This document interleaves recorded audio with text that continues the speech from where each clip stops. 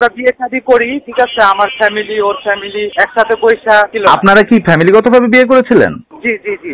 তাহলে আপনারা court marriage করেছিলেন কেন? আপনারা কেন রেজিস্ট্রি করেন নাই বিয়ে? কোর্ট ম্যারেজ করেছে ওর আব্বু। রিলেশন ছিল 2021 সালে আমি একটা ছেলের সাথে। তারপর ফ্যামিলিগতভাবে আমাদের বিয়ে হয়। বিয়ে হওয়ার পরেই তার বাসায় আমি চলে যাই। একসাথে আমরা 11 মাস সংসার করি। এর ভিতরে আমি কনসেপ্ট করি।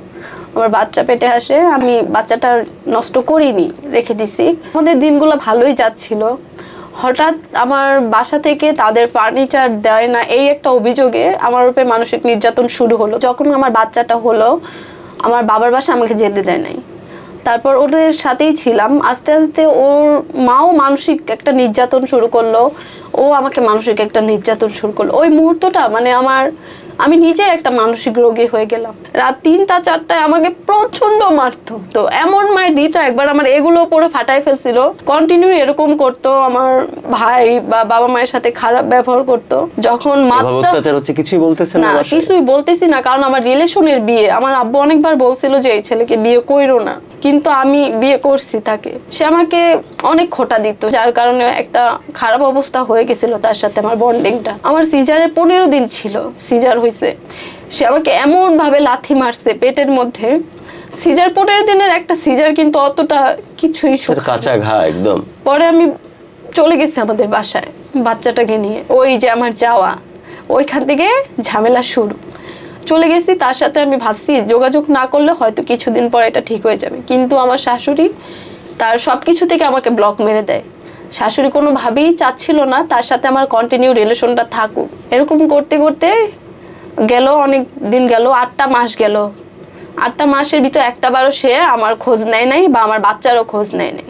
তারপর একদিন বলি আমার বাচ্চাটার অন্তত খোঁজ নেন না, সে বাচ্চার খোঁজ নিবে না। একদিন তারা ফোন দিয়ে আমার বাসায় সিকিউরিটি গার্ডের কাছে আমার ডিভোর্স লেটার পাঠিয়ে দিল। কোর্টে যাওয়ার পর কোর্টরা ওনাদের ডাকে। কোর্ট বলে এই মেয়ের যেহেতু হলফনামার মাধ্যমে বিয়ে হয়েছে, এটা রেজিস্ট্রেশন হয় নাই, এই ডিভোর্সেও হয় নাই, ওকে যদি ডিভোর্স দিতে হয় তাহলে ওকে আবার বিয়ে করতে হবে। কিন্তু তারা কোনোভাবেই ওইটা মানে নাই। সে 1 মাস জেল খেটে বের হয়ে চলে আসে জামিনে। হ্যাঁ, জামিনে বের হয়ে আসে।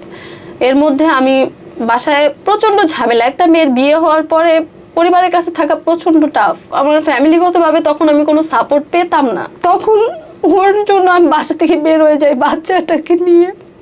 প্রচন্ড শীতের ভিতর জানালে একটা কাপড়ও কিনে দিতে পারি না আমার মেয়েটাকে। ডাক্তার আমাকে বলে দিচ্ছে এই বাচ্চাকে কোনোভাবে আপনার সাথে রাখবেন না। কেন?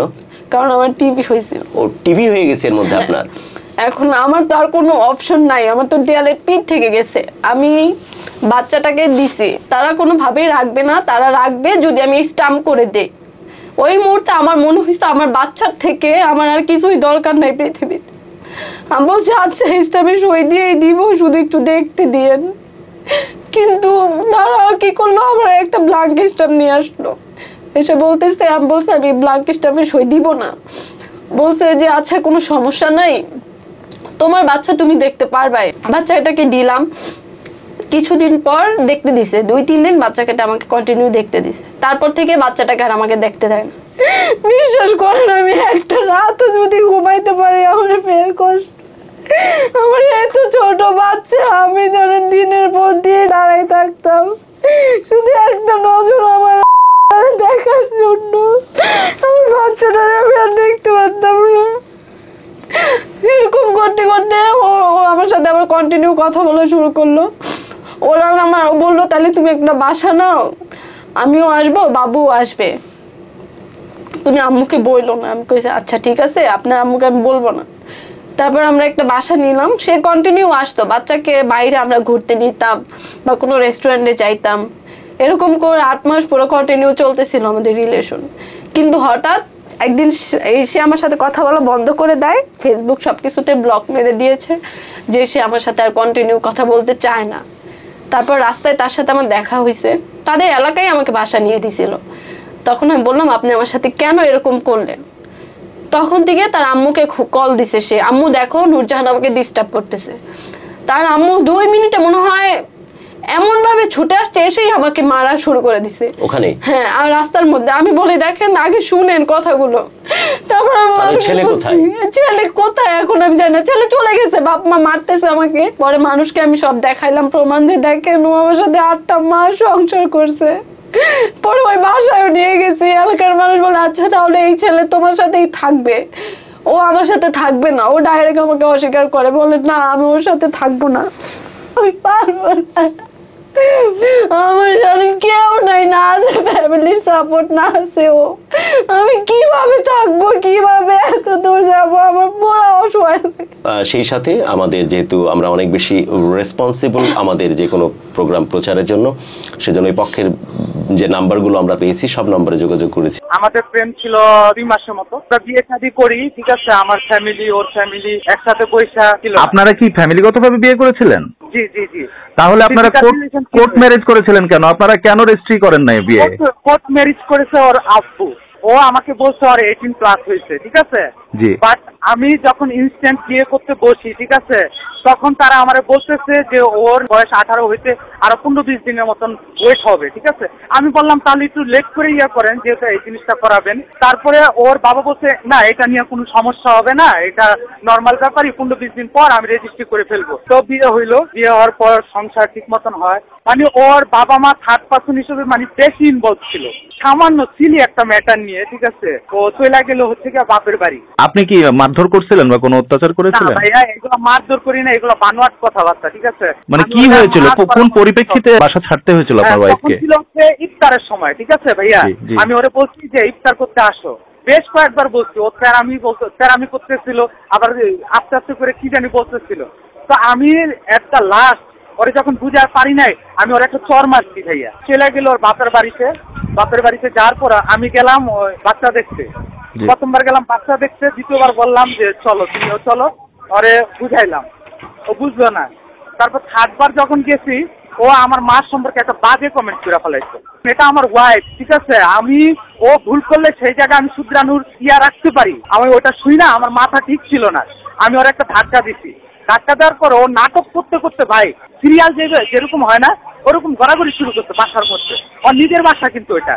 তারপর ওর ভাই আইসা আমার গায়ে হাত তোলা শুরু করে দিচ্ছে, ভাই আনলো ওর বাপরে, ঠিক আছে, বাপ আনার পর ওর বাপ আমার মনে করেন যত পারছে মারছে ওই জায়গায় মাইরা। তারপরে মনে করেন আমাকে পুলিশের মাধ্যমে মনে করেন থানাতে পাঠাইলো। আমি প্রায় 1-1.5 মাসের মতো কথা বলি নাই ওর সাথে। তারপর আমার মার অপারেশন, আমি বলছি যে দেখ যা হওয়ার হয়েছে, আম্মু তো একটু অসুস্থ, এখন আয় আম্মুর দেখা যায়, ঠিক আছে, আর কিছু করা লাগবে না। তো ওরা আমি দেখতে এই কথা বলছো, আমার বলে কি জানেন, যে তোর মা মরে না কেন, তোর মা মরলে ভালো হয়। আমি একটা সন্তান হিসেবে আর কতটুকু সহ্য করবো ভাইয়া। তারপর থেকে ভাই ওই যে বললাম না আমাকে পুলিশে ধরায় দেওয়া হয়েছে, তারপর থেকে আমার ওর সাথে স্বামী স্ত্রীর সম্পর্ক কোনো নেই।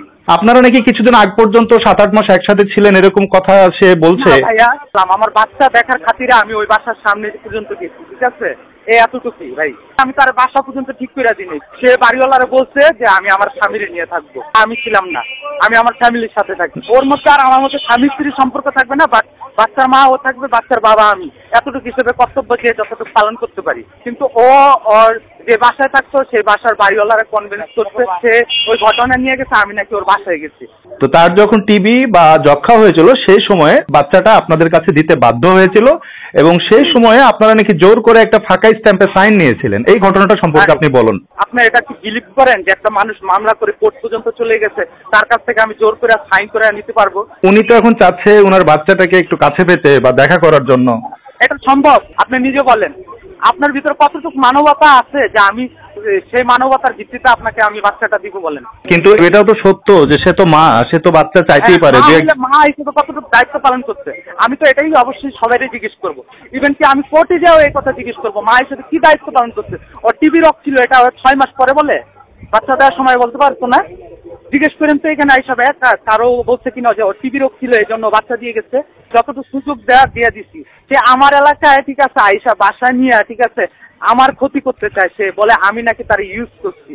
এটা কোন মেয়েটা বলে? যেহেতু আমরা একটা বিজি একটা পরিবেশের মধ্যে থাকি, ঠিক আছে, আমার সন্তান মানুষ করার জন্য তো অবশ্যই একটা ভালো মার দরকার আছে, আর নিজের মার চাইতে সেটা ভালো কেউ হয়ই না। মামলা করছ, সবকিছু কইরা জেল টেল খাড়াইয়া আমার 10 কোটিতে হাইকোর্টে গিয়া সবকিছু ইয়াকে কইরা এখন তো কোনো জায়গায় ওরা এলাও করে না। যখন আমার ছেলে সাজা দিছিল তখন বলতা না আমার স্বামীর দরকার, আপনারা আমার স্বামীরে ক্ষমা করে দেন, আমি স্বামী সংসার করব। তখন আমি বুঝতাম যে কার্যকরী বউ, আমি বুঝতাম যে এটা লক্ষ্মী বউ। যদি সম্ভব হয়, সবকিছু যদি ঠিকঠাক মনে হয়, এবং আপনারাও তো জানেনই যে সে মা হিসাবে, অন্য সম্পর্কের কথা বাদই দিলাম, মা হিসাবে তার যত্নের মানে তার সন্তানের প্রতি কত বেশি কেয়ারিং। সো আপনারা নিজেরা পারিবারিক এই প্রবলেমটাকে রিজলভ করে ফেলতে পারেন।